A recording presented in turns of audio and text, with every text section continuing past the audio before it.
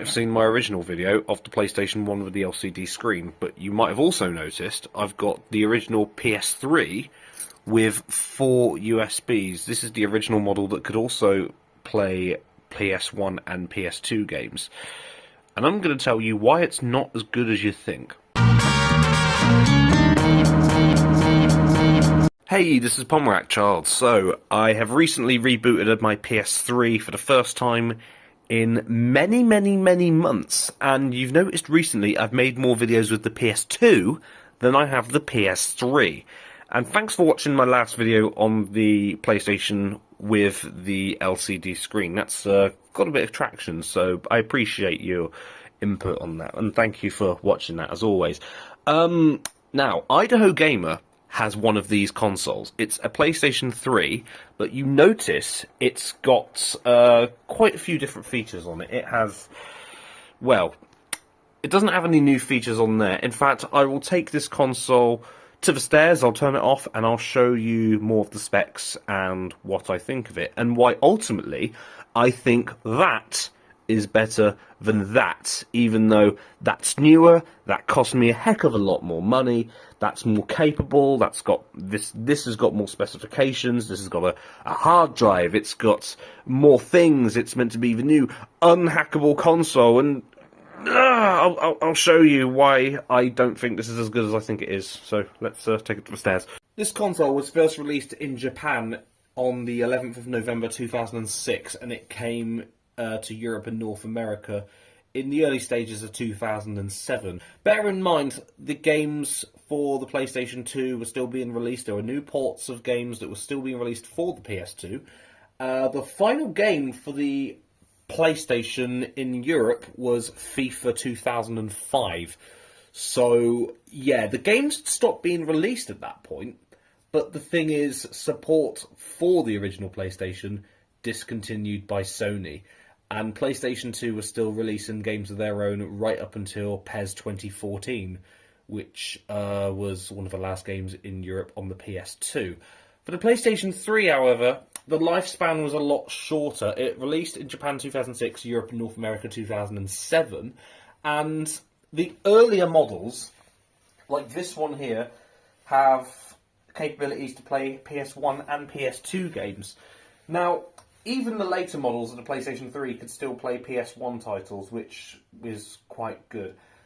The problem is, the PlayStation 2 capability was discontinued. There are actually two generations of this Phat console. There was the first generation and the second generation, and only Europe and North America were treated to the second generation, where there is partial compatibility with PlayStation 2 games.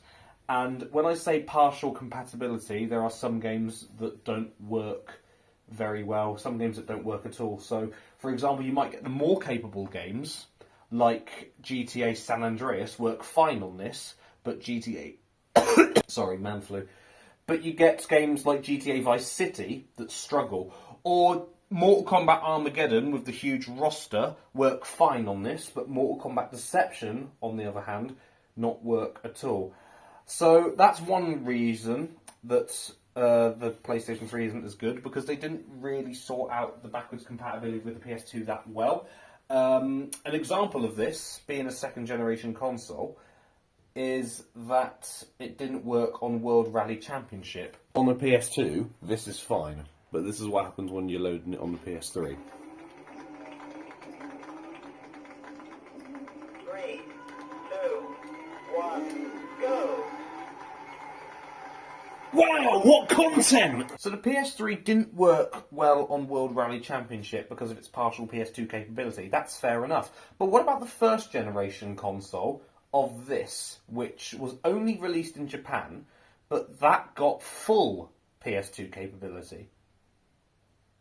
Why didn't you just bring that same concept to the PS3 when you released it in Europe and North America? I mean, there's lots of people who had a big collection of both PlayStation 1 and 2 games at this point who still wanted to play it on the PS3, but they couldn't because some of the parts of the game would just freeze or not work at all. And it doesn't really make sense either because, I mean, it's a predecessor console. On the PlayStation 2, you could play PS1 games just fine, but you couldn't on the later models, which I thought was a little bit silly. The region lock-in on the PS3 wasn't too bad of an idea. In fact, it was a little bit complicated. A decision was made by publishers of PS3 games to not region lock their games, apart from one or two odd exceptions. And a big case in point goes to back in the 1990s, where Mortal Kombat 2 was only released on the PlayStation in Japan. The first Mortal Kombat title to be released on the PlayStation in Europe and North America was Mortal Kombat 3, so home console gamers didn't get the chance to play Mortal Kombat 2 on the PlayStation right up until, I want to say, 2004, 2005, when Midway Arcade Treasures 2 was released. And even then, that was the arcade version. It didn't quite give you the same feel as if you were on the PS1, so you didn't get the PS1 version of the music, which was different than compared to the arcade version. Another case in point was if on the PS3, you could play games that were sold and distributed in Japan and North America if you had a European console, and you could get European imports if you had a North American one, and vice versa. But not with other consoles. So there is no region locking on the PS3. However, when it comes to PS1 and PS2 titles, that fact remains the same.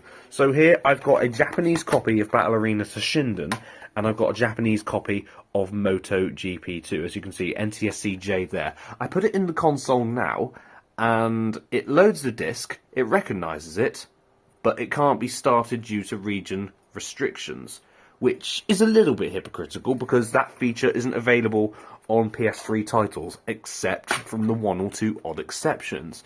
If I can find them, they will be on the description or on the screen. So I'm putting in the Japanese version of Moto GP2 now, and this should come up with exactly the same thing. As if I put that in my European PAL PS2 there, those two Japanese games will not work. There we go. This software cannot be started due to region restrictions.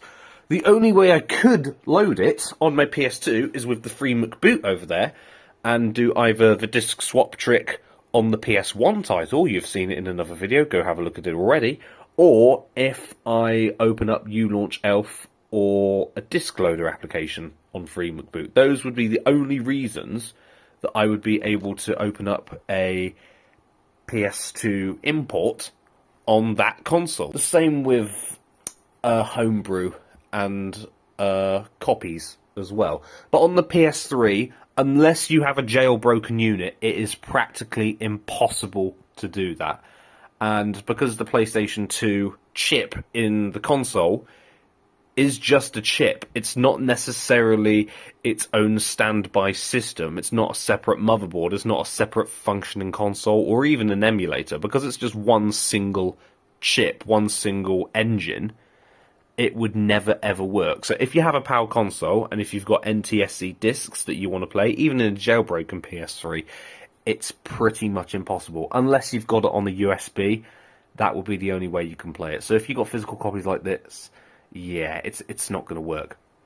So we look on the PS3 here, you can see that these models that could play the PS2 games, that had some partial PlayStation 2 compatibility, had 4 USB ports. The later models only had 2. And the fat consoles were the only ones that could play PS2 games in as well. So there was that. But the thing is, you had to buy an adapter to plug in your PlayStation 1 and 2 memory cards in order to transfer it to the hard drive of the PS3. Now, I had one of these peripherals where you can plug into the console and you can transfer your data. It doesn't work. It just doesn't work at all. That could have been the golden goose of it. But even if it did work, it only works with 8 megabyte memory cards, and apparently it still only works with PS1 memory cards as well, both of which aren't true, because you plug them in and they don't work at all. You don't need to install any drivers of it either. It's just you plug it in and you transfer it. Well, at least you could if it worked. The trouble is, it's the Magic Gate encryption that you see on PS2 memory cards. That adds another layer of protection to when you're transferring your data between another console to the PC or an emulator, for example. So it doesn't really work. And I think they missed a golden opportunity here with this. Now, you've got Memory Stick Pro, which was a big thing on the PSP as well. You had SD, mini SD cards, only really used if you were one of like 6 people who used the photography function on the PlayStation. And you had this here, CF. Now, I'm not sure what CF is, and if you know what it is, please let me know in the comments, because I haven't got a clue. But do you know what they could have put here instead? A memory card port. Yeah, if you've got a PlayStation or PlayStation 2, put your memory card in there. Or, if you've got controllers that you would have had from your PS1, PS2, because your batteries might have died in the wireless controller. You need a backup. True, you could plug it in using the USB, but I've heard a lot of reports from, especially from friends in the past, that they had troubles charging it, or the cable might have broke or something. So it would be nice to know you could still play your games just by plugging it into a controller port. Even if it was just one of them, that would have been a lot better than having it, having all of this space and not putting anything useful in it. Because, to be honest, I don't think these were useful. But there we are. And lastly, it goes back to the serial numbers as well. You can check the serial number of your console to check what kind of model it is. You know how I said at the beginning, if your console has 4 USB ports, then you would be able to play PS2 games. Yeah, if your serial number ends in CECH, and then you want to look for the letter afterwards, if it's A or B, it's a first edition, most likely released in Japan. If it's a C or a D, I believe, you can play PlayStation 2 games on this, but only with partial capabilities. And anything else, you've got no hope at all. So those are the features of the PS3. It's mainly an argument of backwards compatibility, because this has a lot of potential to be a fantastic unit. And the trouble is with this, I like the PS3. That's the main reason I bought it. It cost me a heck of a lot more than the PlayStation 2 ever did. But the problem is, it's got a really loud fan as well. The fan is so loud, it sounds like a jet plane taking off. Just for context, this is how loud the PS3 is when you're right next to it, and I'm not playing any game, I'm on the main menu. I was playing Mortal Kombat Deception on the PlayStation 2 disc that I had, but the thing is, it overheated, it died. The PS3 died, it overheated, and I couldn't play it. So I took it to a repair shop, and I had to get it reapplied with thermal paste, and I had to basically get the whole console cleaned as well. But it's a PS2 game. It's got less capabilities. It's using less storage. It's using less memory. So surely that would be a walk in the park. But no, it died. It had no problem playing GTA 5 on the PS3 disc whatsoever. But PS2 game comes along, bang, the console dies. So those are the main reasons why I wasn't too keen on this PlayStation 3. I am a little bit divided on whether or not if I keep it or if I sell it, because it's quite a pricey item, and it's a good backup for the PS2, but I can't transfer my saves from the PS2 memory card, and I can't reasonably play PS2 games without fear of it slowly dying and losing all my save data. So we'll leave it up to you, but I'm not sure. Do you think I should keep it? Do you think I should get rid of it? There is something else I think you should do, though, is like and subscribe if you like this video and if you want to see more. Thanks for watching, guys. See you soon.